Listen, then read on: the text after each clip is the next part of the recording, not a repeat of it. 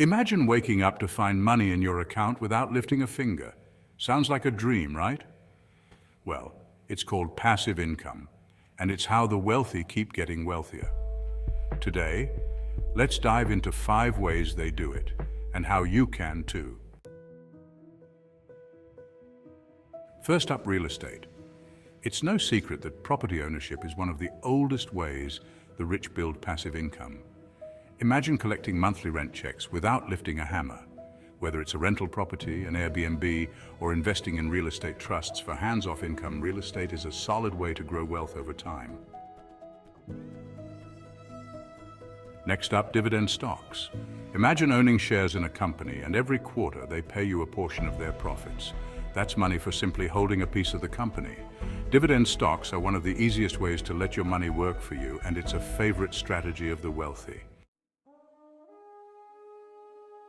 Digital products are where creativity meets cash flow.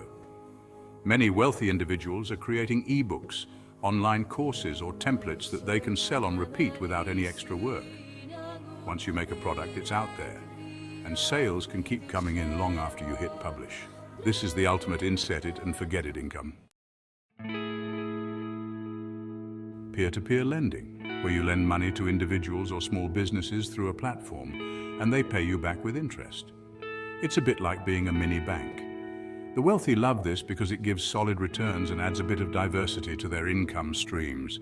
Just be mindful of the risks and choose platforms with good track records.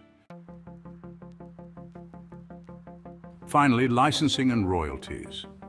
Whether it's a song, a book, or even a patented invention, licensing lets people earn every time their work is used or sold.